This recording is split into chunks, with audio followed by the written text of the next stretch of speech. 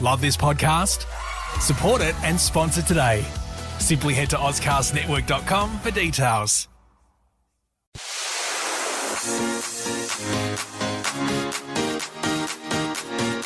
Ladies and gentlemen, girls and gays. From gutters to gay bars and everywhere in between.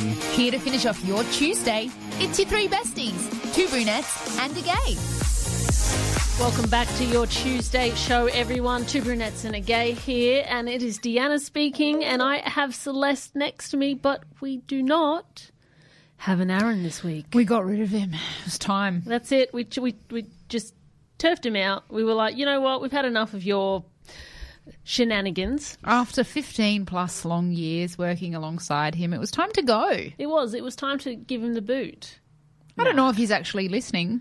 He might be. He's in Japan currently. You might know that if you listened last week. We haven't given him the boot just yet, but, let's see if he plays his cards right. No, he is in Japan. He's jet-setting off around the world. So instead today, we've got a little bit of a special treat in store for everyone, don't we, Celeste? We have a very special treat, a special guest, if you will. Throughout the shows, if you've been a long-term listener, you might have been saying to yourself, who is this David gentleman that they mention on a regular basis? How dare you insinuate that nobody knows who this David gentleman is? Oh, no, I'm not just... Well, I think more so what they're wondering is that David that they're talking about, are they referring to the David Heath himself? Because obviously the sheer caliber of the person may make them question whether or not that's actually true. Well, we are very chuffed to say that the man, the myth,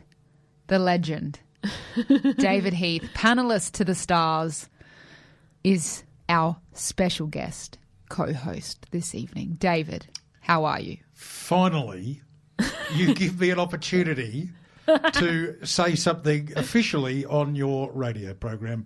It's lovely to be here. I'm not sure that your introduction of me just a minute ago was significant enough, but it'll do. It'll do. You were too hard to I'll please, get an opportunity Mr. to get back at you on my program, which of course is called Soundtrack of Your Life, and it's on Friday nights here at Radio Italia Uno. I believe at you've 7 interviewed PM. me a time or two on that. I think not only have I interviewed you two a couple of times, you're friends of the show, but one of you, your sister Celeste, who's sitting to the immediate right of you, actually panelled my program last Friday night. And I hear she did a shocking job. Oh, look, it's possibly the one and only time that I'll allow her to take over my program. No, she was very, very good. She was very good. And, of course, that now means now that we have Deanna ready to sit behind the desk here for Two Brunettes and a Gay, it's your turn to learn the panelling as well. Now, if you're listening to this all, just to give it context quickly, if you're listening to this all going, what are they talking about, this panelling? Panelling is who controls the desk of the show. Yeah. Starts the music, turn the microphones on, make sure that you all don't hear anything that you shouldn't hear if you've been listening, Gets rid of all of the inappropriate stuff. Right, and so on Friday night we turned the tables because each week David is here behind the scenes helping us out, and you don't even know that he's here half the time. And realistically, if it weren't for this legend behind the panel, who is now joining us on the forefront, being very esteemed in radio himself, which we're going to get to in a moment, we wouldn't have even had a show because we really got our early beginnings working with David, didn't we? True. Hence the man, the myth, the legend. That's correct. The introduction that was not quite good enough. But before we get into things, David, obviously, yes, when everyone else is saying, okay, so who is David Heath? What brought him to this point in time? My background was in journalism and radio. I worked in commercial radio for about 17 years. I worked at a radio station that no longer exists called 5AD, and I worked at 5AA, and I worked at a radio station in Melbourne called 3AW, and I worked in the Canberra Press Gallery for one of the radio networks for a while. So my background was definitely radio, commercial radio.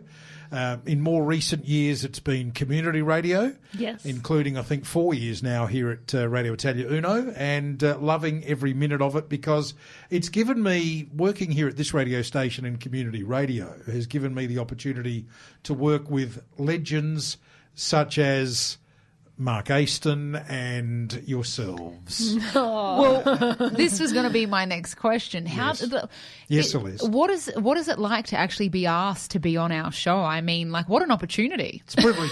It's a massive opportunity, which I'm not taking lightly. No, I mean, look at your career so far. This has to be a highlight. The last thing I want to do this evening is ruin your show. Absolutely. Which would provide massive entertainment for me, but it would be no good for you and your listeners. So I'm going to be on my very best behaviour this evening, but it's an honour and a privilege to be invited to join you in Aaron's absence.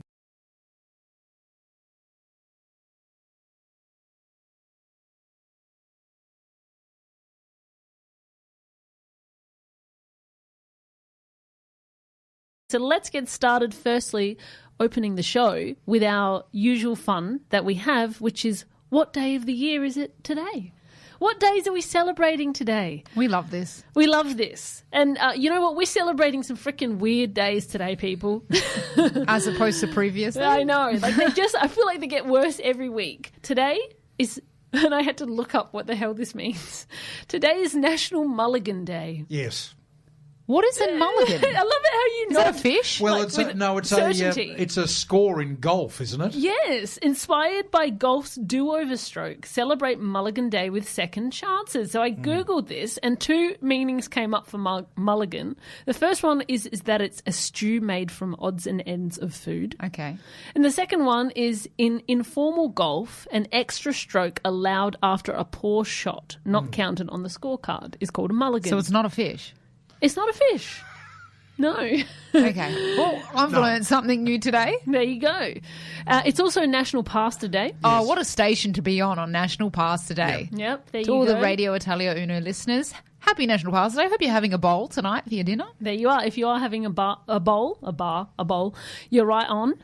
It's also, this is a good one, International Day for the Eradication of Poverty. Hear, hear. I don't know how having a day for that does anything. I feel like we should probably be doing a little bit more, but you know what? I guess it's a start. It's a start. It's National Forgiven Ex Day. Ooh. So if you've got an ex that you haven't forgiven, today you should forgive them because otherwise tomorrow you can't. Interesting. I guess that's a great way to move forward in your life. And I feel like, Celeste, you do this all the time. It's Wear Something Gaudy Day. Thank you very much. I appreciate that compliment. Nowhere near as gaudy as David Heath. That's right. It's also National Spreadsheet Day. I can't deal with a Wow. spreadsheet. Can't do a spreadsheet. But you run a business. Clearly not well. And lastly, it's National Playing Card Collection Day. So that assumes that there are people in the community that collect playing cards. And then for some reason they need a national day to celebrate the collecting of Why playing not? cards. Look, I'm always partial to a bit of Uno. Is Uno it's a card game, but when we're talking playing cards, are we talking, jacks and queens and kings and aces, or are we talking about Uno cards? I don't know. I guess on Italian station, is it briscola? Yeah, probably. Scorpa, Briscola, I don't know. All the different card names. Who knows? Interesting question. But there you go. If you collect playing cards, you may celebrate today. That is your go ahead. So today we are celebrating another very special day. We are. Today is actually the 15th birthday of our beloved business. Sorry, too early. That's all right. David's cheering us on in the background. The cheer squad. Of our beloved business, Voice House, so that Deanna started 15 years ago today. So quite the milestone as well. We've got David Heath. We've got a 15th birthday celebration. It's Mulligan Day. Have you had a day of celebration at the office? We certainly have. We have. We've been celebrating all day. We've had breakfast. We've had in-office We've had celebrations. We've had lunch. That wasn't a celebration lunch, but we ate. We ate at our desks. It was very celebratory. No, we did go out for breakfast. We and did. Got gifts from the team and everything, so it's been a wonderful day. But we are going to touch more on that subject a little bit later in the show. But before we do, Celeste experienced a bit of a nightmare while grocery shopping, didn't you, Celeste? Oh, yes, I did. You have to come back, though, after the break to hear all about it.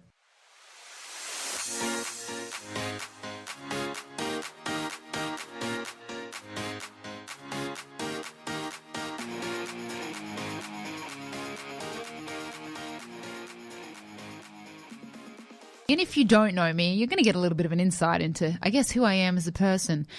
I can tend to be a little clumsy at the best of times. We both can. The good news is when I'm put in situations where I'm clumsy or where I embarrass myself, I don't embarrass easily. I don't know if that's a good thing, actually, now that I say it. You're just used to it. Maybe. I can laugh at myself. You know, I feel like that's a good quality. Yes. Right? And so, you know, I was on my weekly grocery shop, as I do, visit my local Foodland to get my produce. I'm quite a fan of Foodland. And, you know, I was there last week for my weekly grocery shop on a Friday morning and, you know, strolling through the aisles, looking at different things that I might need or want. And I got to the section with, I guess, like your jarred goods. You know, I'm Italian, right? So I was looking at the olives. And I thought, you know what? We've actually run out of olives at home. I might get a jar. I was thinking of my husband. I'm so kind. What kind of olives? Green Sicilian ones. Oh, of course. My favourites. Oh, well then... They're for you. I'll take them and bring them home. Thanks. Bring them to the studio for you, David. So I thought, you know what? I'll grab a jar of olives. So I go to grab this jar of olives, and mind you, I'd already in the previous part of this shop, so I'd already been in the supermarket maybe 20 minutes. I'd been in the fruit and veg aisle, and I'd gone to grab broccoli, right? And I'm quite picky about my stalks. So I've gone to grab a stalk of broccoli, and I've just toppled two on the ground. And you know when you do that look around, like, did anyone see that? Or, you know, like... Yes. And there was definitely people around. So, of course, I picked it up. Even if there wasn't anyone around, I'd just like to clarify, I would pick it up. Sure, right? Are you sure? So I picked it up, but I thought, what do I do with this? Like, it's ground broccoli now. Like, what do you do with raw broccoli? So anyway, I think you just put it back because, I mean, I think you wash it when you get it anyway. I hope people do because someone got floor broccoli. But anyway, so I put the broccoli back where it belongs. David's already in. You take it home and make soup. What is boil sanitize it? Well, exactly. In the boiling water of the soup. Indeed. Okay. Well, maybe you should have bought that broccoli and made us a soup out of it, David. So anyway, I've already made a clumsy mistake, number one, in the supermarket that morning. But I get, like I was saying, to the aisle of the jarred goods, go to grab a jar of green Sicilian olives. And just my hands, they just weren't functioning. They weren't working with me this day. And I've just grabbed this jar out of the shelf and I've just, like, thrown it. You've pummeled it down the aisle. For lack of a better word, I've just thrown it at my trolley. And it's just hit my trolley and then it's ricochet, hit the ground. Oh, okay. And this is a glass jar, so it's just smashed. Like we've got olive juice, I don't know what it's called. Brine? Yeah. All over the ground. And there's just me, my trolley and a jar of olives just looking at each other. And I'm like... Did you get it on yourself? No, I didn't. Good. All right. So there was no evidence on me that it was me. So, okay, I've picked up this jar of olives and I've gone, all right, well, it was quite loud. Like I've just thrown a glass jar at a trolley and hit the floor. So, like, clearly someone's heard this, right? So I've picked up this jar and I'm just standing there in the aisle of the supermarket, one of the centre aisles, not one of those back aisles where weird things happen either. Like it was one of those centre supermarket aisles. A popular aisle. Right. And I'm standing there right in the middle of this aisle holding this like broken jar in my hands with like a puddle of water on the ground waiting for someone to come. Like, because I thought, so surely... you picked up the broken jar? Yeah, like I'm not an animal. What about the olives all over the floor? No. Well, actually, olives in the pockets. Luckily, where the jar broke was at the top, so none of the olives had fallen like out. Okay, maybe one or two. Maybe there was a couple stray olives under a shelf, but for the most part, the jar itself was like. Top was broken off and cracked all the way through, but I was just like holding it like... So it was just the fluids that had gone everywhere. Yeah, right? Okay. And obviously there's a broken jar. So I'm standing there holding it thinking, well, someone's going to come to my rescue. Like, is there like a little siren or something that goes off and someone drops something? And no one came. And so I stood there for about 3 or 4 minutes, waiting. Thinking someone's going to come with a broom. Someone see me on the camera. Someone's going to go, oh, don't worry, it happens all the time. They should be looking on the camera. I don't know. Thought so. You would have thought they would. There'd be somebody in the supermarket office watching the security camera. Right. Maybe they were. Maybe they're like, we want to see what this girl does next. So I stood there, and after about 3 minutes, right, I was like, what do I do? Like... So I just put the jar on the ground and walked away. And so it made me think, like, what's supermarket etiquette? What do you do?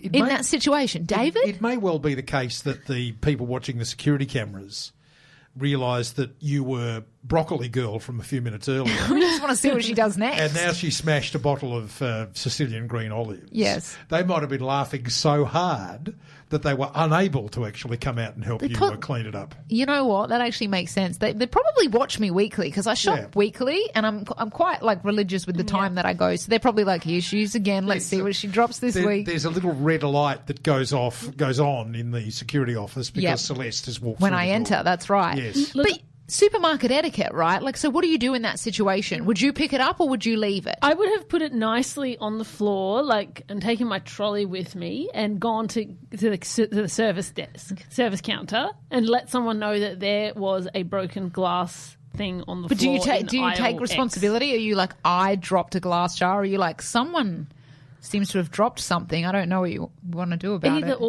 Either or. I mean, I'd have no problem saying I'm really sorry. I knocked a glass jar over, and it's all over the floor. I just wanted to let somebody know to clean it because I waited there for a while and nobody came. Which is better than the time we went shopping with Aaron and we had to report that there was a smashed gay in the aisle because he'd been drinking. I was going to say, I thought if Aaron was listening, he would have said, no, screw them. You waited there with it. Walk away. It's not my problem. That's 100% what he would have said if he was here right now. In fond memories of Aaron.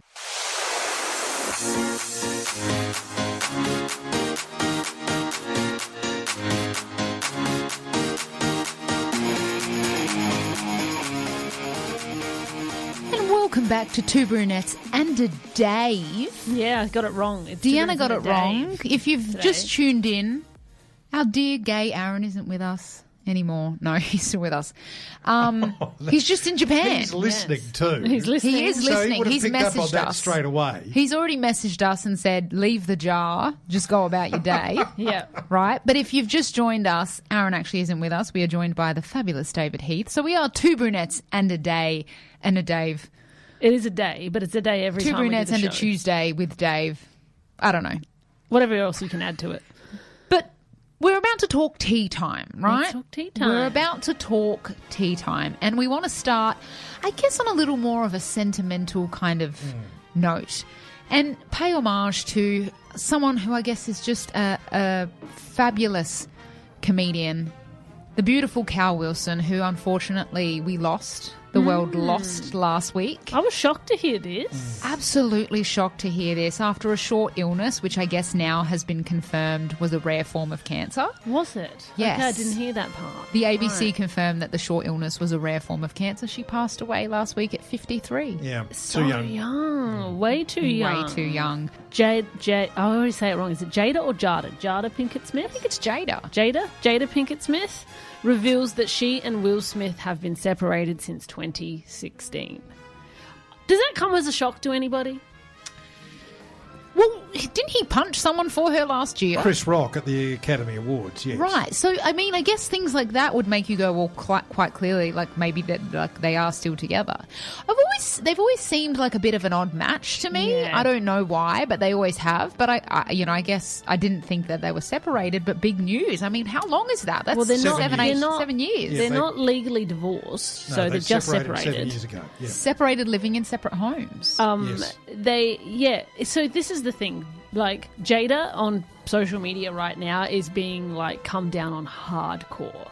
I saw Jay Shetty share a podcast with her, and the comments, I saw it this morning, are just, everyone is like, I'm over this woman, she's toxic.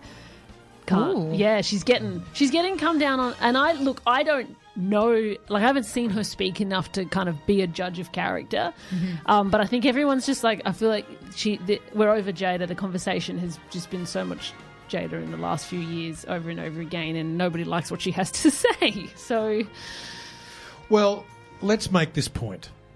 For most of the world, it was a surprise when she confirmed that they had separated 7 years ago. A few of us probably had a bit of an inkling, and I suppose the rumour mill in Hollywood would have significantly been that they'd separated. But let's not forget they're both actors, and so they've done a wonderful job over the last 7 years of making it look like that they were still together.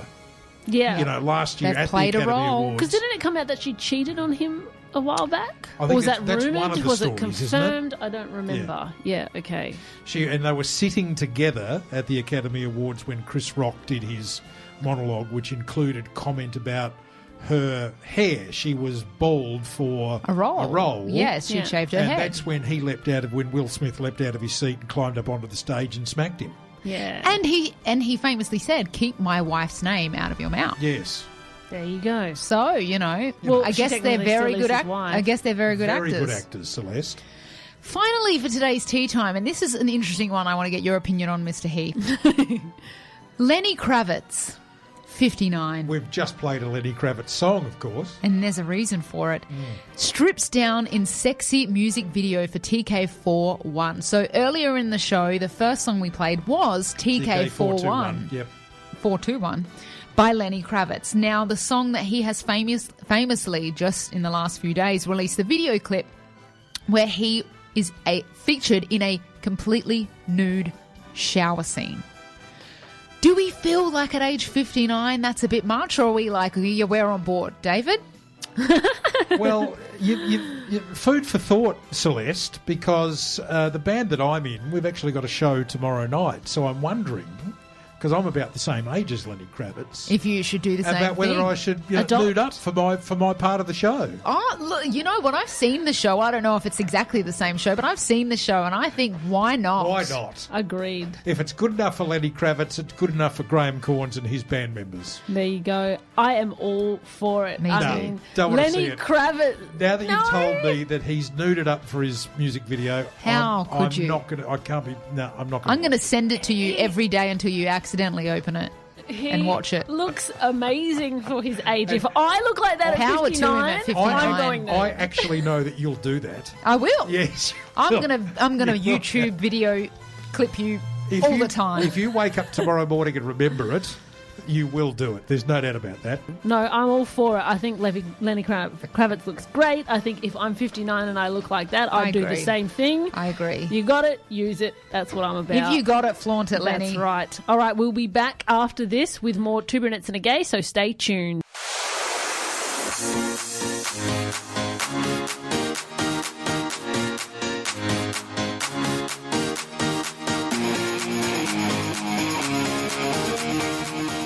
So I went to the Adelaide Entertainment Centre last Thursday night to see the Dixie Chicks in concert, or the Chicks in concert, rather. We've written Dixie Chicks here, but they are just the Chicks now. I can't remember why they changed their name, to be honest with you. David, can you answer that? Why no longer you're- the Dixie Chicks? I can't answer that. Oh, so you're not the man that knows I everything. played a Dixie Chicks track on my show a couple of weeks ago because I played country music.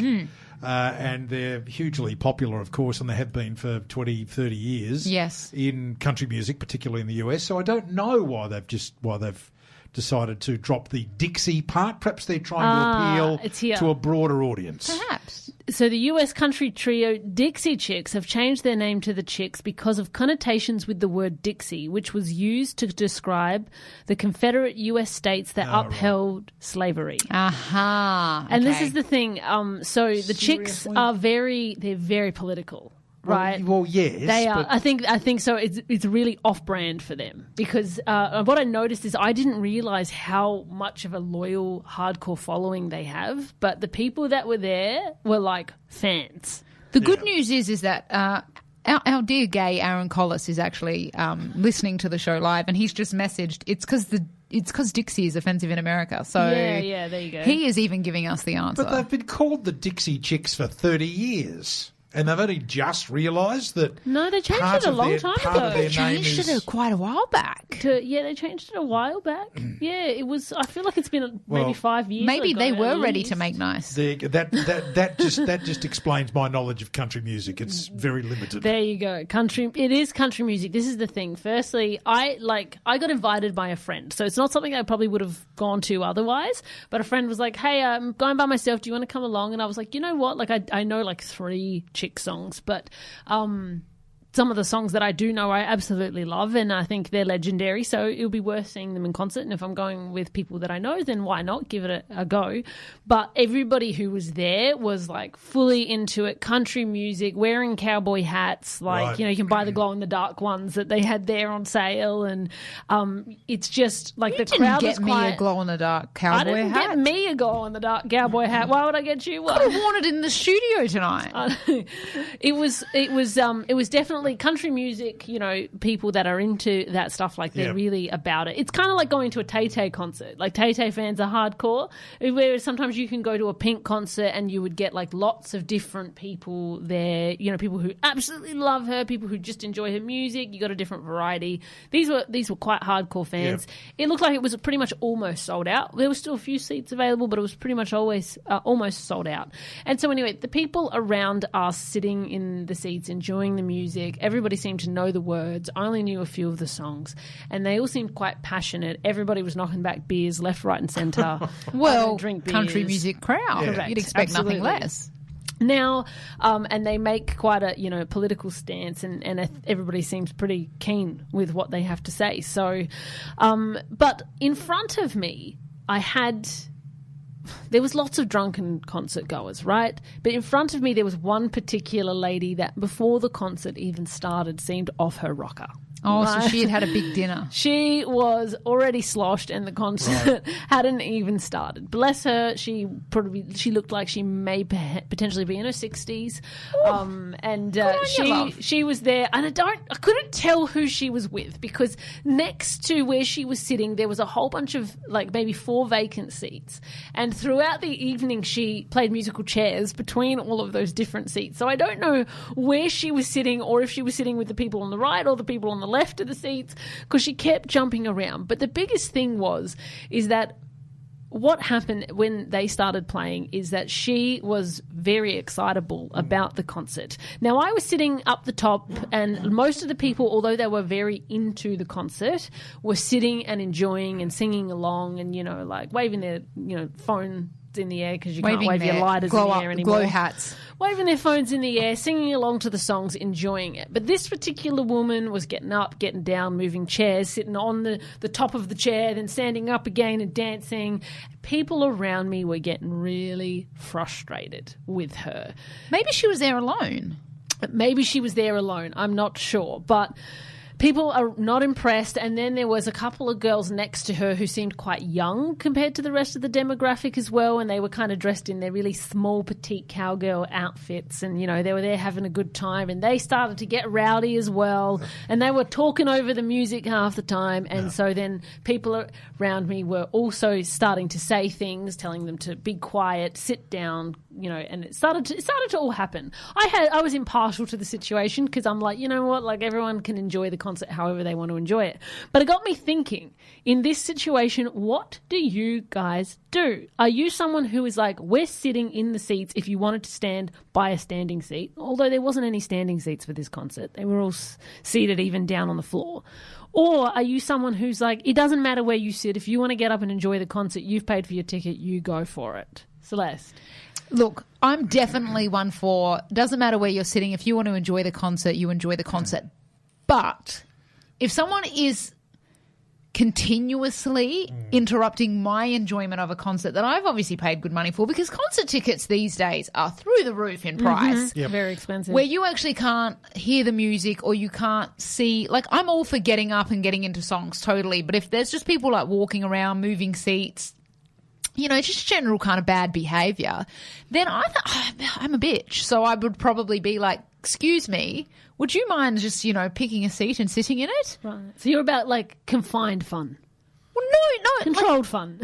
fun dependent on the activity. So if your fun is dancing to a song and singing along, I'm all for it. If your fun is talking over the music that we're there to listen to, then it's like, well, that's interrupting my enjoyment of the concert. I don't want to hear your conversation. So sit down or shut up or both. Look, what if you want to sit down and the person in front of you is standing up and dancing the whole time? Then that's fine, because I know as a concert goer that is part and parcel of going to a concert. If I want to sit down, that's on me. There you go. David. Well, it's a country music show, isn't it? Mm-hmm. So I think the only way to deal with this is throw a couple of punches. Start a punch up. Because it's expected at a country music show. Mm-hmm. Did you see any punch-ups while you were there?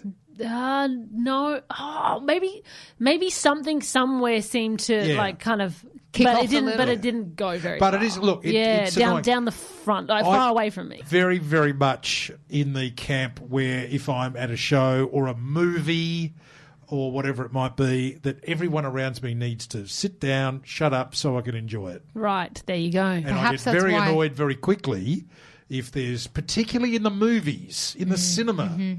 We haven't been to the cinema often over the last few years because of COVID. It's a wonderful experience. What you don't want is somebody a few rows, a couple of seats up or in front of you or behind you, chatting all the way through the movie. So I'm the sort of person that will turn around initially. I won't say anything, but if they keep going, I'll turn around and say something.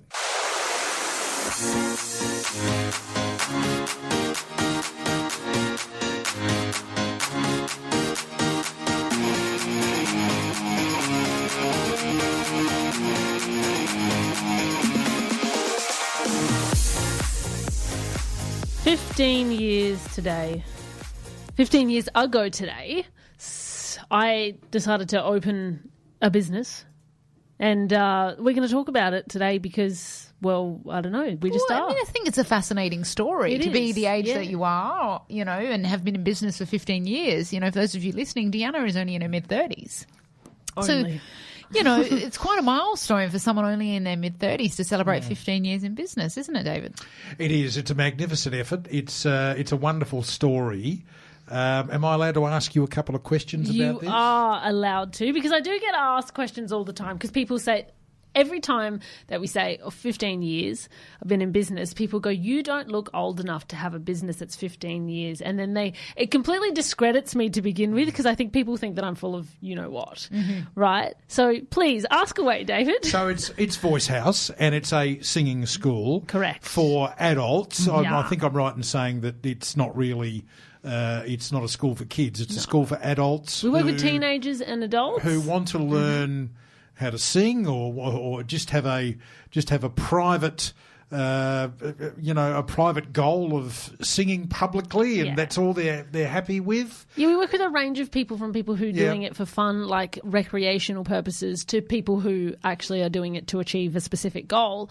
But majority of our clientele are people who've always wanted to sing, but potentially never had the time or opportunity to do so. Usually adults, beginners, have no idea where to start, and that's kind of where we come in and help. What's the main thing that the 35-year-old Deanna has learnt that the 21-year-old Deanna wasn't aware of? Ooh. Probably a lot. God, that's a loaded question, David. Well, I was 20 when I started it, So what have I learned that I wasn't aware of back then? I think, what I've learned is that I was really successful to begin with. And obviously, just to give context, like, it's not just me. I mean, Celeste has been there working for me since day one. As well, the day we opened our doors 15 Celeste years must ago. have been 12 when she started. She was 17. Yeah. 12 and a half. We just mentioned before, but we'll get into that a little bit. But the biggest thing is I was really successful for the first couple of years, and I probably had my most growth in the shortest amount of time during that time. And I think the reason for that was the blessing of being so young and not being driven by money whatsoever, but purely being driven by passion. I made decisions, and I was 100% committed to them. It didn't matter how much time it was. I noticed so many young entrepreneurs today going, but I'm just so exhausted. I'm trying to find a work-life balance. Like, I was not interested in work-life balance back then. I had a goal, I had a baby, and I wanted it to grow. And so I had the most growth because I made decisions just based on instinct rather than over-calculating things. I made them quick and I implemented them fast. Yep. So that's the biggest thing that I've learned is that now that I'm older, you become too calculated. Was COVID the biggest challenge in the 15 years that you've been in business? No, I don't think so. Celeste, what do you think? I think in the industry that we're in, we were very, very lucky that in COVID we were able to pivot our business model to transfer everything directly online. And Yep. what that actually did was open up a complete separate stream of our business for online lessons that I guess we really hadn't explored too much before COVID. It kind of forced us into that, and it gave us an opportunity to make another area of our business successful, which has only helped us in the long run. It would have been a challenge if we hadn't been in business for so long and we didn't have the experience that we had. But because, marketing and, systems and operation, customer journeys, clients, services, that's kind of all my zone of genius in terms of that. And again, Celeste as well, because both of us have been doing a lot of work on the business for a number of years now rather than just coaching ourselves. If we didn't have that knowledge, potentially it could have been really, really challenging. But I remember my first thought when we went into lockdown was, I've been in business for 13 years at that stage, right? Or 12 years? 12 years at that stage. If anything is going to shut me down, it's me. Yes. But ain't no pandemic going to shut me down. No. If I ever close, it will be my choice.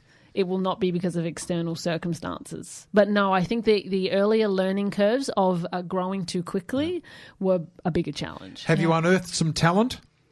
We certainly have worked with some incredibly talented vocalists. But also, I guess a big part of what we do now is working with people that aren't necessarily the best vocalists or aren't necessarily the strongest vocalists, but they have a love and a passion for it to do something that I guess they never thought that they would. And that's more exciting for us. I think the enjoyment that comes out of working with people that don't necessarily want to be famous out of it is actually incredible, because they get so much joy just from doing something that maybe they've always wanted to. We work with adults, so some of those people might have put it off for 30, 40 years and are finally doing something they really want to. And the passion that they have for it, it's inspiring for us. Well, yeah, the oldest first-time singer we ever started working with was 81 when we started lessons. So 81. There you go. So there's hope for me yet. There is hope for everybody. Everybody who comes in, especially people who are more in their 50s and 60s, are very apprehensive when they come in because they know that we work with adults, but they feel like, I might be too old still. Yeah. And we're like, oh no, that's a huge portion of our customer base. Now, you've been talking, I've got a question, and it's especially for you, Celeste. Oh, hit me. You and I love to spar. In fact, one of these days when you invite me back on your show, we actually will probably... We're going to debate your preposterous proposition that we ban all sport from TV, but that's... Televised sport needs to go. How has it been working... you've been working together for 15 years in the same business. How has it been working with Deanna, your older sister, as the boss? Look, I think there's a common well, maybe not a misconception, but there's a common, I guess, phrase that you would hear, which is never work with family. And I think Deanna and I have kind of figured out that isn't necessarily the case. We have a deep respect for each other. Yep. And that's not to say that we don't have moments where we absolutely want to pull each other's hair out, but I guess we balance each other out. So we've gotten lucky in 15 years. And it took some time to get to that point, but in 15 years with, I guess, what I lack, she makes up, and I guess what she lacks, I make up, and we're good at different things, which means we work really well together. So in a lot of ways, it's been absolutely brilliant. And I mean, I'm very blessed to work alongside my sister and my best friend for 15 years. I mean, since I was 17 years old. But, that doesn't mean we don't have our moments. There's been quite a few, physical altercation. We've rolled around on the floor. We've punched. No, we haven't. Have you thrown a couple of punches? We're not afraid. We're not afraid to. Have you cut her? Try to.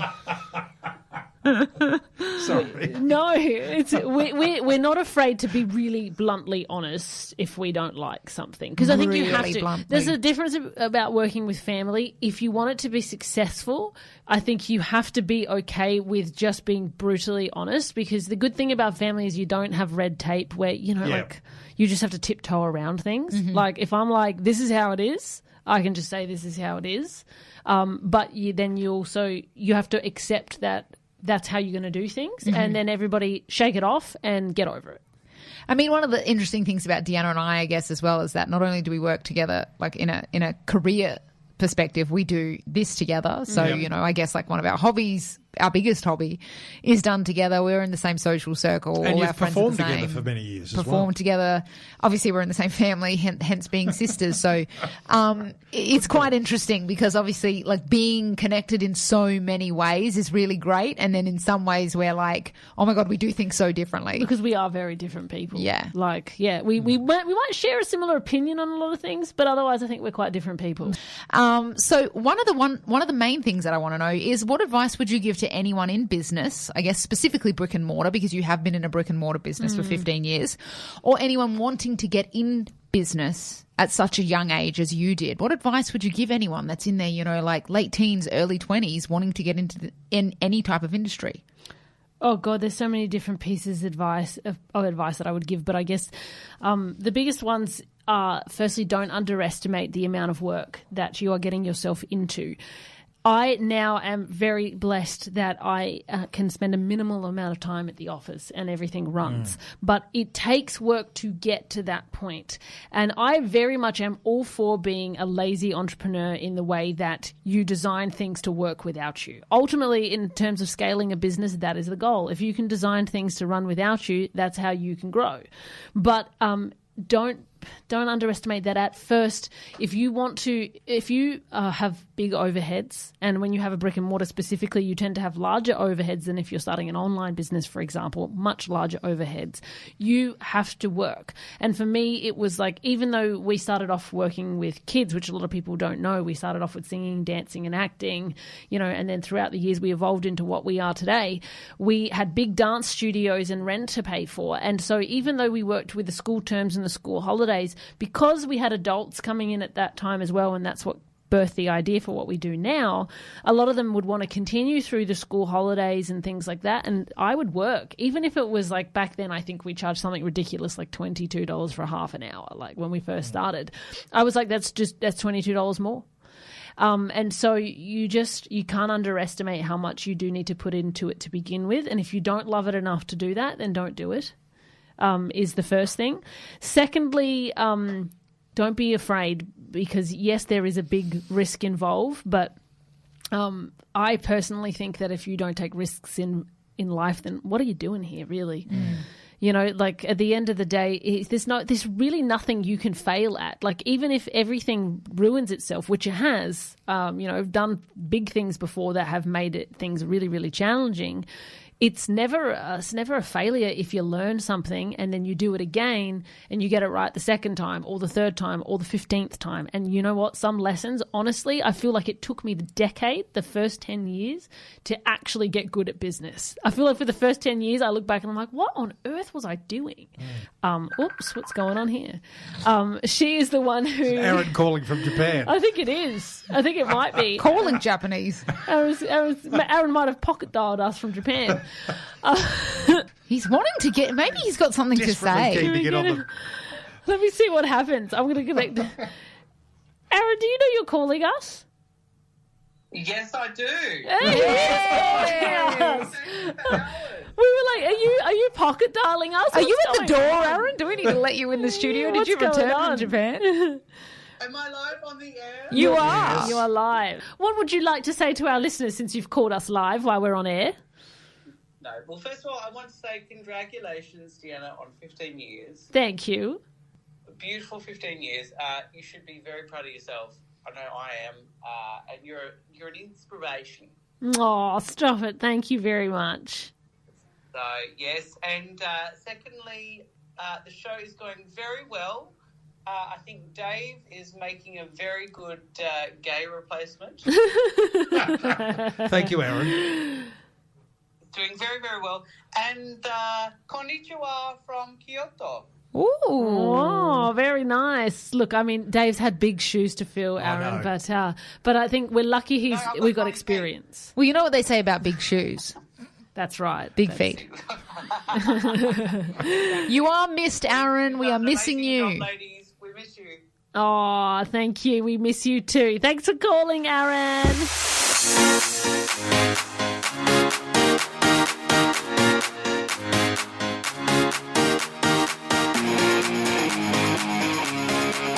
David, you've got something fun planned for us as a Two Brunettes and a Dave first.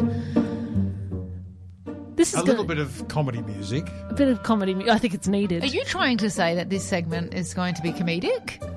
Well, some of the answers could well be. Now, I'm glad you've asked me to do this because I'm a very good quiz night host. I've done it a number of times over the years. I thoroughly enjoy it. So I appreciate the fact that you've called me up this evening to be the quiz host quiz for master. the Two Brunettes quiz. Now, listeners, I have to tell you that Celeste has declared herself the winner during the week. She's clearly confident that she's claiming going it. to win. Now, neither of you have seen these questions. No. I've gone to a website to get them. Question number 1, are you ready? Okay, Now, but these are just general knowledge questions? These are nice, simple, general knowledge questions. How absolutely. simple are we talking? Question 1, Well- and that'll give you an idea of how Okay, easy I'm a or shoo-in. hard they are. and what's the buzzer? What's the rule? Name. I think name, then answer. I'm already going to lose because I forget to say my name. Because you can't pronounce your own name. No, I will, instead of saying my name, I'll call out the answer. Incidentally, I'll try not to. Incidentally, Foodland has called and you owe them $5 for the jar of olives. They want their jar fixed. Question 1. Okay. All right. Name the largest ocean mammal. Deanna, Deanna. killer whale. Incorrect. Celeste. Celeste. Incorrect. Beluga whale. That's close, but too many syllables. Oh. Blue whale. Oh, 0.5. 0-0. Question 2. What is the currency, the money currency, of the United States? Celeste. Celeste. The Go on, you're Deanna. almost there. Celeste. No, the US dollar. Correct. Yeah. In my head, it was like, is there there another a time name limit for here? it? Come on. You didn't even know your name. Celeste 1, Deanna 0. In which country would you find the Great Wall? Deanna. Deanna. China. Correct. 1-all. Incidentally, not where Aaron is. No. Which continent is known as the land down under? Celeste. No, Celeste was first. Australia. 2-1, Celeste. This is not fair. I have an auditory processing disorder. What colours do you mix together to produce green? Deanna. Deanna. Blue and yellow. That's absolutely correct. 2-all. We're way smarter than I think people were going to give us credit for. I think these are the easiest questions. All the questions ever. are the easiest questions we could possibly find. Let's have a look. Where's some more questions on the screen? No, here we go. How many metres in a kilometre? Deanna. Deanna. 1,000. Correct. Yes. Deanna 3, Celeste Taking 2. the lead. Okay. Which continent is the country of Morocco a part of? Celeste. Celeste. Africa. Correct. You didn't think I knew it. So that's 3 points all. How many more would you like me to ask? Tiebreaker. So This this is is a final tiebreaker Yeah, question. Well, yeah, unless we both get it wrong. Yeah. What is the name of the mathematical theory that allows you to calculate the length of a side of a right-angled triangle? Mathematics was probably a poor choice as the tiebreaker question. Or Celeste, this will be good. Parallelogram. Oh, look, you're in the ballpark, but unfortunately that's incorrect. Oh. Deanna, do you want to have a crack? Can you repeat the question? That was a lot of words. What's the name of the mathematical theory that allows you to calculate the length of the side of a right-angled triangle? The length of the side of a right-angled triangle. I'm trying to imagine a right-angled triangle. 5, 4. No, I think we'll have to. 3. It's still 3-all. It's the theorem of Pythagoras. Oh, Pythagoras. I knew that we used that for something. All right, Parallelogram. let's try this. Still 3. All right, Let's okay, try this okay. as what is the world's highest mountain? Celeste. Deanna. Celeste just got in. Everest. That is correct. Hey. 4 points to 3.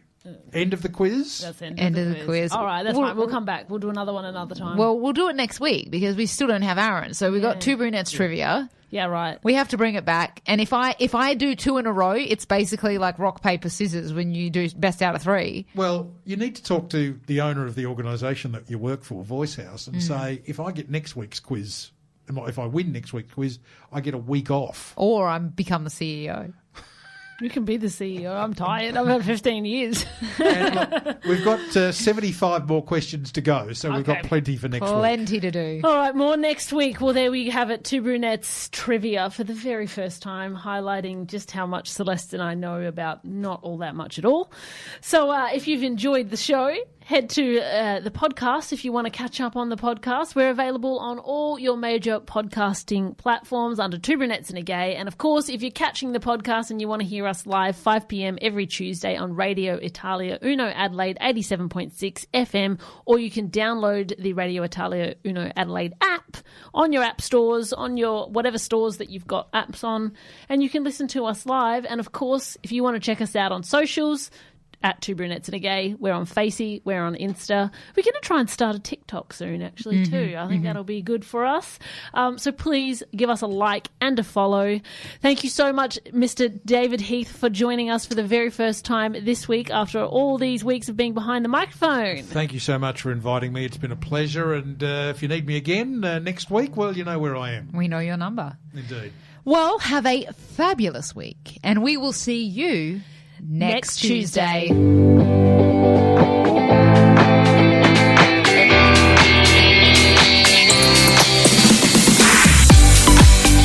Ladies and gentlemen, girls and gays. From gutters to gay bars and everywhere in between. Here to finish off your Tuesday, it's your three besties, two brunettes and a gay.